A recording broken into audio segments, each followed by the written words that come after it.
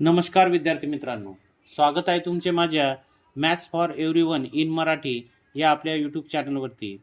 आजच्या व्हिडिओमध्ये आपण स्पर्धा परीक्षेमध्ये आणि विशेषतः शिक्षक पात्रता परीक्षा TET आवर्जून विचारल्या जाणाऱ्या घटकावरती आपण व्हिडिओ बनवलेला आहे।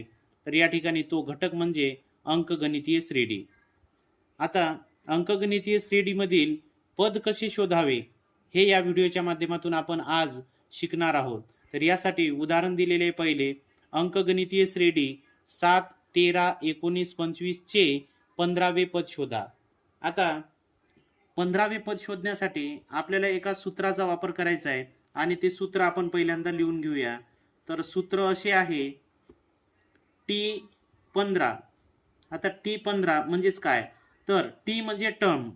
टर्म म्हणजे काय की कोणत्या स्थानचे पद आपल्याला काढायचे आहेत त्याला टर्म म्हणतात। मग आपल्याला 15वे शोधायचे आहेत म्हणून आपण T15 या ठिकाणी लिहून घेतलेले आहेत। त्यानंतर T15 बरोबर ए म्हणजे काय, प्रथम पद। या ठिकाणी प्रथम पद 7 आहे, अधिक कंसामध्ये n-1 कंस पूर्ण आणि याला गुणिले डी। आता आपण यांचा अर्थ समजून घेऊया। टी म्हणजे टर्म, T15 म्हणजे आपल्याला 15वी टर्म शोधायची आहे, म्हणजे 15वे पद शोधायचे आहे, बरोबर ए म्हणजे काय, तर पहिले पद।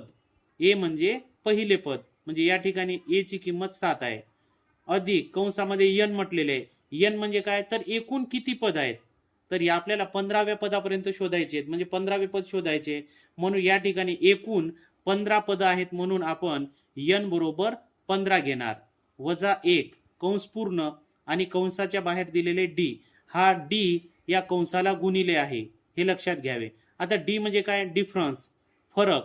प्रत्येक दोन पदामध्ये कितीचा फरक आहे, तर 7 आणि 13 मध्ये 6चा फरक आहे, 13 आणि 19 मध्ये 6चा फरक आहे, आणि 19 आणि 25 मध्ये 6चा फरक आहे, म्हणजे 6च्या फरकाने वाढत जाणारी ही श्रेणी आहे। म्हणून डी ची किंमत या ठिकाणी काय येणार, 6।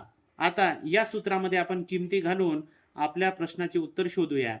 ए म्हणजे काय, प्रथम पद, म्हणून आपण ए बरोबर 7 घेऊया, अधिक कंसामध्ये n बरोबर 15 आहे, म्हणून n म्हणजे 15, -1 कंस पूर्ण आणि फरक दिलेला आहे 6चा। आता ही मांडणी झाल्यानंतर आपण समीकरण सोडून घेऊया। 7 अधिक कंसामध्ये 15 - 1, 15तून 1 गेले, उरले 14 गुणिले 6। आता बॉडमासच्या नियमानुसार ही पदावली आपल्याला सोडवायची आहे, म्हणून आपण गुणाकार यानंतर करणार आहे आपण।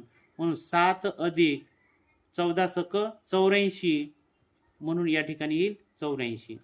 त्यानंतर 7 अधिक 84 केले असता आपल्याला उत्तर मिळते 91, म्हणजेच T15 बरोबर 91 आलेले आहेत, म्हणजेच या श्रेणीचे 15वे पद आहे 91।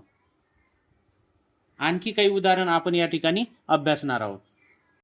यानंतर पुढील उदाहरण दिलेले आहे, अंकगणितीय श्रेणी 3, 7, 11, 15 डॅश डॅश डॅश चे 20वे पद शोधा। आता हे उदाहरण अगोदरच्या उदाहरणासारखेच आहे, म्हणून आपण सूत्र या ठिकाणी लिहून घेऊया। टी आता 20वे पद म्हटलेले आहे, म्हणून आपण लिहूया T20 बरोबर ए कंसामध्ये ए अधिक कंसामध्ये n-1 कंस पूर्ण आणि याला गुणिला डी, बरोबर ए म्हणजे काय, प्रथम पद। प्रथम पद काय आहे या ठिकाणी 3, म्हणून 3 अधिक कंसामध्ये n म्हणजे काय, तर 20, n बरोबर 20, कारण एकूण 20 पद आहेत, म्हणून 20 - 1 आणि डिफरन्स आहे, दोन अंकामध्ये डिफरन्स आहे किंवा दोन पदामध्ये डिफरन्स आहे 4चा। 3 मध्ये 4 मिळवले तर 7 येतात, 7 मध्ये 4 मिळवले 11 येतात, 11 मध्ये 4 मिळवले तर 15 येतात, म्हणजे 4-4च्या फरकाने वाढत जाणारी ही अंकगणितीय श्रेणी आहे। म्हणून या ठिकाणी डी ची किंमत आपण 4 घेऊया, समीकरण सोडून घेऊया। 3 अधिक 20 मधून 1 गेले, उरले 19 गुणिले 4। आता आपण गुणाकार करून घेऊ, म्हणून 3 अधिक 19 76, म्हणून 76 या ठिकाणी लिहून घेऊया, आणि 3 अधिक 76 केले असता उत्तर मिळते 79, म्हणजेच या श्रेणीचे 20वे पद 20वी टर्म आपल्याला मिळालेली T20 बरोबर 79. पुढील उदाहरण पाहूया. यानंतर पुढील प्रश्न आहे, अंकगणितीय श्रेणी 12, 17, 22, 27 डॅश डॅश डॅशचे 15वे पद शोधा. तर आता 15वे पद आपल्याला शोधायचे आहेत, म्हणून आपण काय लिहिणार? T15 बरोबर ए कंसामध्ये ए अधिक कंसामध्ये n-1 कंस पूर्ण आणि याला गुणिला डी म्हणजे डिफरन्स. चला आपण सूत्रामध्ये किमती टाकून घेऊया. ए ची किंमत या ठिकाणी 12 आहे, कारण ए म्हणजे प्रथम पद आणि या ठिकाणी प्रथम पद 12 आहे, अधिक कंसामध्ये एकूण 15 पदे दिलेली आहेत, म्हणून 15 - 1 करूया आणि याला गुणिला डिफरन्स पाहूया. 12 आणि 17 मध्ये 5चा डिफरन्स आहे, 17 आणि 22 मध्ये 5चा डिफरन्स आहे, 22 आणि 27 मध्ये 5चा डिफरन्स आहे, म्हणजे 5-5 ने वाढत जाणारी ही श्रेणी आहे, म्हणून आपण डिफरन्स लिहूया या ठिकाणी 5. 12 अधिक 15 मधून 1 गेले, उरले 14 गुणिले 5. त्यानंतर गुणाकार करूया आपण. 12 अधिक 14 पंचे 70, म्हणून 12 मध्ये 70 मिळवले तर आपल्याला उत्तर मिळते 82. म्हणजेच या श्रेणीचे T15 म्हणजे टर्म 15 बरोबर किती आलेले आहे? 82. म्हणजे या श्रेणीचे 15वे पद आहे 82. पुढील प्रश्न आहे, अंकगणितीय श्रेणी 100, 95, 90, 85 डॅश डॅश डॅशचे 12वे पद शोधा. आतापर्यंत आपली अंकगणितीय श्रेणी काही फरकाने वाढत जात होती, परंतु ही मात्र उलट क्रमाने कमी होत गेलेली आहे. 100, 95, 90 म्हणजेच या ठिकाणी ही श्रेणी कमी कमी होत गेलेली आहे. तर अशा प्रश्नाला कसे सोडवायचे ते आपण पाहूया. त्यासाठी सूत्र तेच आहे आपले T12. 12वे पद काढायचे, म्हणून आपण टर्म 12 लिहून घ्यायची. T12 ए अधिक कंसामध्ये n-1 आणि गुणिले डी. आता आपण किमती मांडून घेऊया. ए म्हणजे या ठिकाणी 100 दिलेले आहे, म्हणून आपण 100 लिहूया, अधिक n बरोबर काय असणार? 12 पद 12वे म्हटलेले म्हणून 12 - 1.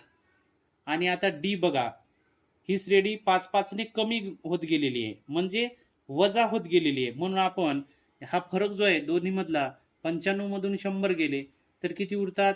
-5. म्हणून या डी ची किंमत आपण काय घेणार? -5. म्हणून 100 अधिक 12 मधून 1 गेले, किती उरले? 11 गुणिले कंसामध्ये -5 करूया. आता बॉडमासच्या नियमानुसार गुणाकार आपल्याला करावे लागणार, म्हणून 100 अधिक 11 गुणिले -5 उत्तर किती येणार? -55.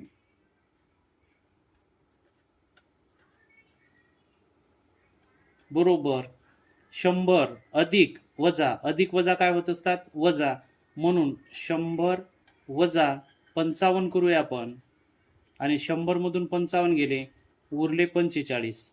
म्हणजेच या श्रेणीचे 12वे पद आहे, 12वी टर्म आहे 45. यानंतर अंकगणितीय श्रेणी या घटकावरील शेवटचा प्रश्न पाहूया आपण. या ठिकाणी उदाहरण दिलेले आहे, अंकगणितीय श्रेणी 80, 76, 72, 68 डॅश डॅश डॅशचे 16वे पद शोधा. तर या ठिकाणी सूत्र लिहून घेऊया आपण. T16 आपल्याला काढायचे 16वी टर्म. त्यानंतर ए अधिक कंसामध्ये n-1 कंस पूर्ण आणि गुणिले डी. ए दिलेले आहे आपल्याला 80, म्हणून 80 अधिक एकूण पद किती आहेत? 16, म्हणून कंसामध्ये n ची किंमत 16 ठेवूया, -1 कंस पूर्ण.